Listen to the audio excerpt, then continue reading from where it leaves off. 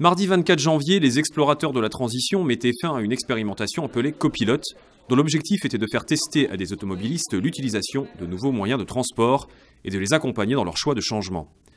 Alors, pour anticiper l'engorgement annoncé de la métropole dans un avenir proche, les testeurs ont-ils définitivement rangé la voiture au garage? Donc à la base, j'étais piétonne et également cycliste. Et quand je me suis retrouvée à avoir à porter en fait des dossiers, mon ordinateur et tout, j'étais plus ou moins obligée de venir en voiture, avec les autres contraintes que cela suppose, trouver une place de parking, etc. Et quand on m'a proposé d'essayer de revenir au vélo, j'ai accepté, effectivement. J'ai expérimenté pendant 15 jours venir à vélo exclusivement, et à pied aussi. Donc, Et alors, ça vous a pas convaincu de conserver ce mode de transport? Le problème, c'est qu'à vélo, je ne peux pas. Le panier de vélo sur les Vélib est vraiment trop petit. C'est impossible de mettre autre chose que, je sais pas moi, des petites courses.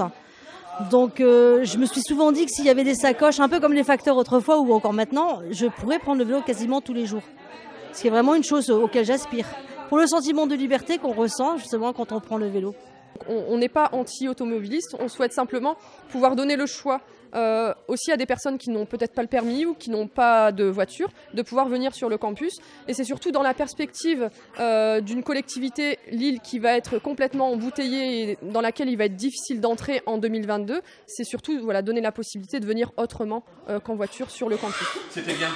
Donc déjà, le refaire, ça serait une bonne chose. Et après, il y a 2-3 thématiques qui sont ressorties. Il y a une thématique autour de l'équipement, le package vélo, équipement. Alors, ça touche l'équipement de sécurité, les sièges enfants, les sacoches, le casque. Il y en a qui ont ça chez eux, il y en a qui ne l'ont pas. Peut-être tester plusieurs modes de déplacement, parce que ceux à qui on avait proposé un vélo auraient peut-être bien aimé tester une trottinette électrique. Du chiffre, on n'a pas atteint l'ambition qu'on s'était fixée.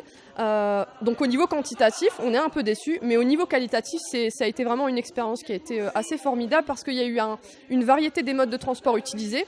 On n'avait pas, par exemple, à la base, imaginé faire tester le triporteur, ni la trottinette électrique. Et puis c'est au fur et à mesure des rencontres avec les salariés qu'on a compris qu'il y avait un besoin qui se situait au niveau de la trottinette ou du triporteur. L'expérience Copilote, ça a modifié complètement votre mode de transport? Ouais, ça a mis le pied à l'étrier pour aller travailler en vélo et puis en voiture. Alors quels avantages, quels inconvénients du coup? Les avantages, gain de temps le soir, plus de bouchons, la forme physique. Les inconvénients, l'incivisme sur tout ça. Voilà. Après, si on fait attention sur la route, ça ira. Ça reste dangereux de faire du vélo dans le milieu, autour de Lille? Sur Lille, ouais. Surtout aux heures de pointe, sortie scolaire, les parents sont pressés, sortie de bureau, ils sont pressés. Il y a une économie. J'ai pas fait le calcul, mais il y a une économie. Forcément, le vélo, c'est gratuit. Et alors, vous faites combien de kilomètres par jour du coup?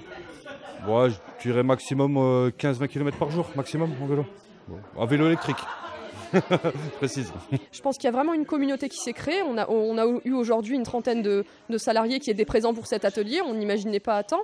Il y a eu plus de 50 personnes qui ont testé sur les 120 qui ont été rencontrés. Donc 120 personnes à l'échelle de l'université qui ont été rencontrées, une cinquantaine de testeurs.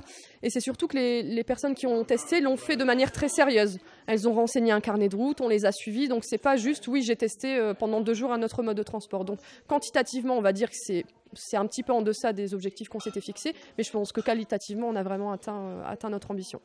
J'ai toujours des choses à transporter, donc pour l'instant, je continue à venir en voiture. Cela dit, je ne désespère pas qu'un jour, je vais pouvoir reprendre le vélo.